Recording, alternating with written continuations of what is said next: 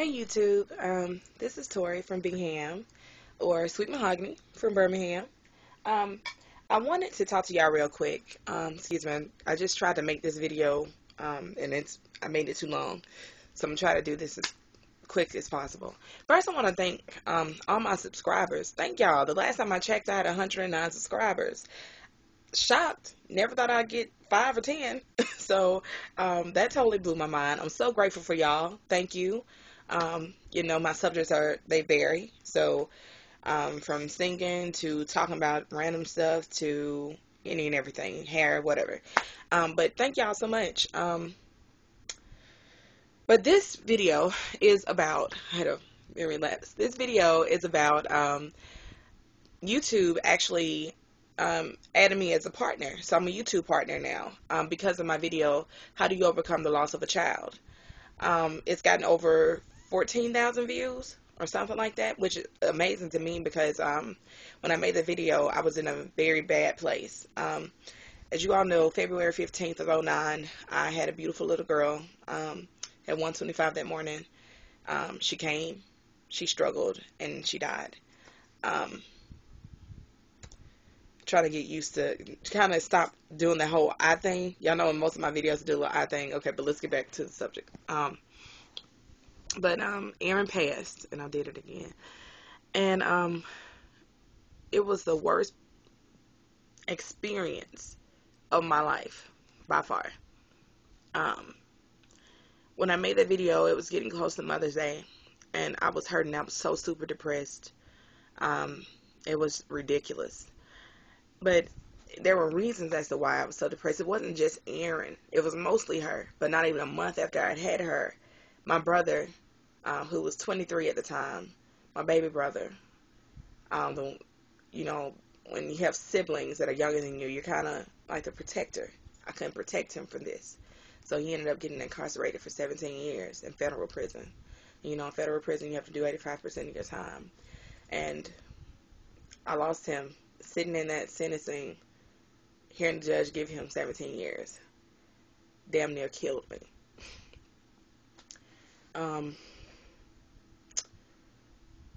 That was enough to break the camel's back right there. So thank God for my white friends. My white friends saw the state that I was in and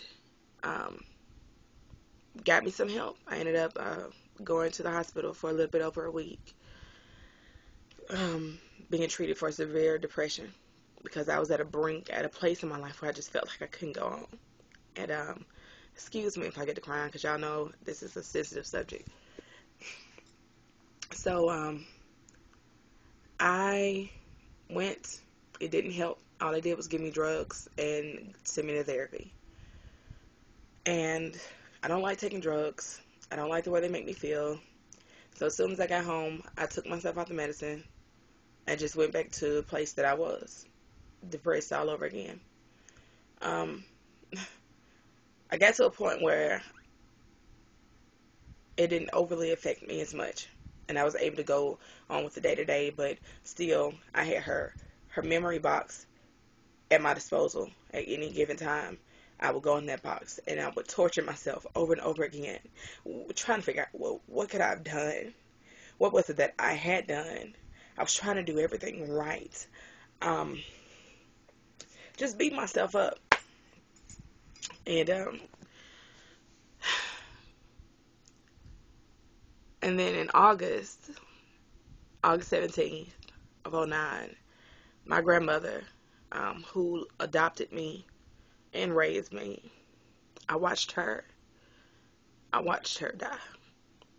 I watched her struggle. I watched her fight.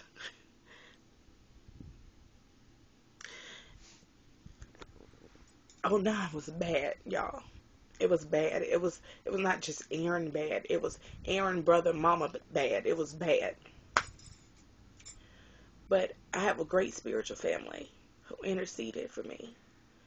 And even though I was broken, I was so broken, the one constant that I had was worship. And so that just the fact that I can lift my hands can just edify God, even through the worst part of my life, was enough for a small portion of time. I got to a point where I could not sustain myself, and they held me up. I have the best church family in the world. So if you ever come to Birmingham and you would want to, come to a church that's like loving, super, super caring, awesome, come to Rock City. Come to the Rock Church. Our website is www.rockcity.org or .com. I can't remember. It's .com or .org. I can't remember. But my pastor, my first lady, and my spiritual family was great. But between them and my girlfriends, and it just took time. I'm not gonna lie and say, hey, you're never gonna heal from this. That's not true. You are. I'm crying now because I think about her, but I don't let the loss of her consume me anymore. I have other things on my plate now. In 2010, I never thought in a million years that I would experience another blow. But they diagnosed me with cervical cancer. Really? Wow. Well, I'm a researcher. I research stuff, and y'all know I was on the raw food kick and everything. So I did a lot of research, and I said I wasn't going to do chemotherapy, and I wasn't going to do surgery. That was not even an option. And everyone's like, oh, you need to do chemo. You need to do... No. No. Because that's not what's in me. So instead of doing the allopathic method, I did a homeopathic method, and working wonderfully. But last time I went to the doctor, I got a very good report. They saw nothing. But I'm going to continue with the homeopathic method for another couple of months. I'm going to go back and check again just to make sure. But I'm telling you, trials are necessary. They're necessary to make you strong, and they're necessary to show you just how resilient you are. I look at Erin's loss, my brother, my mom, the cancer, all as trials that make me strong and show me that I'm resilient and that I'm a fighter and that he throws these things at me because he knows I can handle them. Now, do I still have my days? Of course. She's my baby, and she was my heart, and I would have given my whole life and my world for her. If I could have changed, if I could have traded places, I would have. No question.